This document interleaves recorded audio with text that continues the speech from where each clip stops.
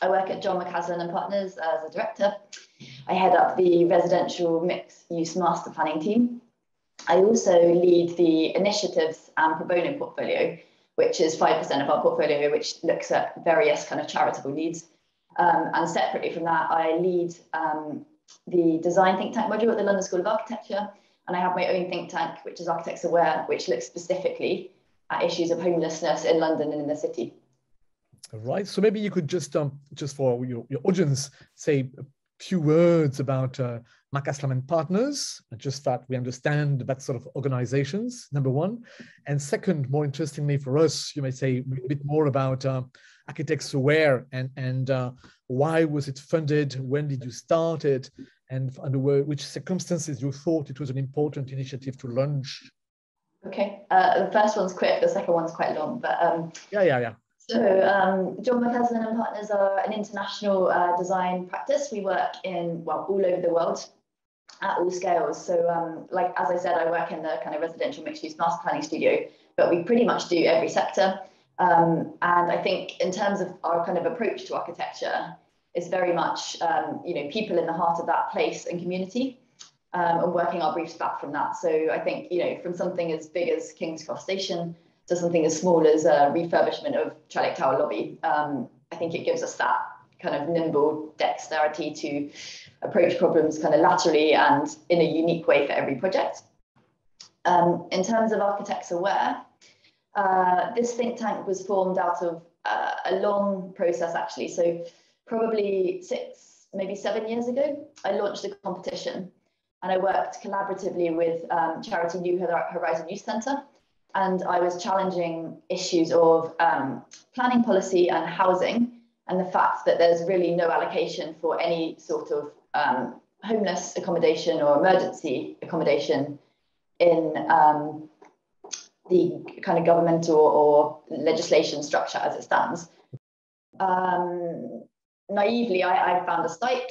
I had support of the mayor. I had support of Transport for London. I had support of developers. And I thought the winning architects would realise a project, which never happened. So Architects Aware was born out of that, all of the collaborations and conversations and great work we'd done that we did not want to lose, and we wanted to realise in a different way. Yeah, well, that's also a classic problem we have here, meaning trying to do interesting initiatives and things are not implemented. So we have a lot of sympathy for you on this one. So under those circumstances, how did you organize Architects Aware? It was really easy, to be honest. I enjoyed the process so much, and I think everybody else did. I just asked everybody, let's meet every month and let's talk and let's try to develop research together and let's try to join our projects up. And let's, agree that in the very first instance, the first thing we must do is make the process simpler. So let's form some kind of guidelines or rules or something that could become legislation to demystify the whole process. So that was kind of how we formed, and that was it, really. So why was it you could not implement those good ideas in the first place? You just said you had this competition and then you thought it might work. So why did it not work in the first place? So I think there was many reasons, but one, there's a lot of risk for developers to develop a scheme which does not have structure or rules or guidelines to allow them to do so. So that planning process becomes very costly and very risky.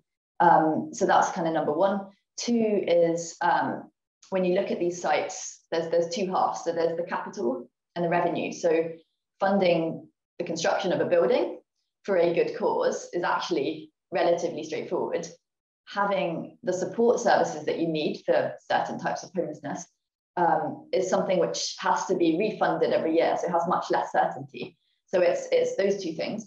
And thirdly, the site which we were loaned for the competition was unable to come forward for various reasons. So many things.